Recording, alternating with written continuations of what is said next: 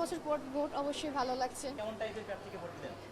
আমার কাছে মনে হয়েছে যে ইশতেহারগুলো আমি পড়েছি, আমি হচ্ছে বেশ সিনিয়র, মানে কিছুদিন পর আমরা বের হয়ে যাব, তো মোটামুটি যারা দাঁড়িয়েছে তাদেরকে আমার চেনা, তো চেনা হিসেবে তাদের ব্যক্তিগত লাইফ থেকে শুরু করে ক্যাম্পাসে তাদের অ্যাক্টিভিটি আমার টুকটাক জানা, সেই হিসেবে আমি যাকে যোগ্য মনে করেছি আমি তাকে ভোট দিয়েছি।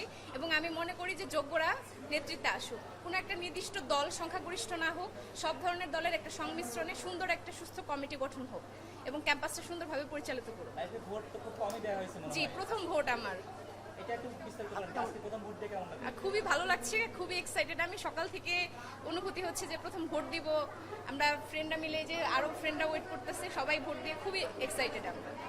এই আমি হচ্ছে ইশতেহারগুলো পড়েছি এবং আমার কাছে যাদের যোগ্য মনে হয়েছে এবং যাদের মনে হয়েছে আমি ক্যাম্পাসের জন্য কাজ করবো, আমার ক্যাম্পাসের উন্নতির জন্য কাজ করবো, আমি তাদের ভোট দিয়েছি এবং আমি অত্যন্ত খুশি যে 30 বছর পর্যন্ত পর আমাদের জাকসু নির্বাচনটা সম্ভব হচ্ছে। ভোট দিয়ে অবশ্যই ভালো লাগছে। আমি হচ্ছে জাহাঙ্গীরনগরের 49 ব্যাচ, 33 বছর পর জাকসু হচ্ছে। আমি মাস্টার্সে পড়ছি, আমি আর কিছুদিন পরেই বের হয়ে যাব।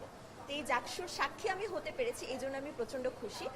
আর প্রার্থিতা নির্বাচনের বিষয়টা যদি আসে, অনেক দিন থেকেই তো ক্যাম্পাসে আছি, তো মোটামুটি যারা প্রার্থী তারা সবাই হয় আমাদের সমবয়সী বা 1 বছরের বড় বা হচ্ছে আমাদের থেকে ছোট, তো তাদেরকে আমরা ক্যাম্পাসে বিভিন্ন সময় দেখি। জাহাঙ্গীরনগর আসলে অনেক ছোট একটা ক্যাম্পাস, তো এখানে আমরা সবাইকে টুকটাক চিনি বা তাদের অ্যাক্টিভিটিগুলো সম্পর্কে জানি।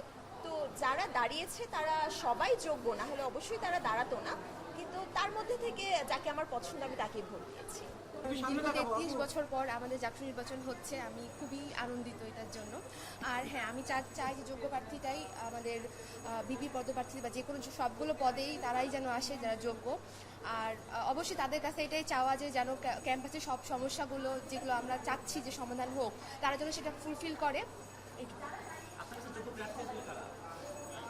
যারা লিডারশিপ কোয়ালিটি আছে, যারা সব কিছু প্রশাসনের কাছ থেকে দাবিগুলো আদায় করে নিতে পারবে, তারাই আমার কাছে যোগ্য প্রার্থী। যারা ছাত্রছাত্রীদের পক্ষে কথা বলবে, যারা ছাত্রছাত্রীদের পক্ষে কথা বলবে তারাই আমার কাছে যোগ্য। যারা আমাদের সমস্যাগুলো তুলে ধরবে তারাই আমাদের কাছে যোগ্য।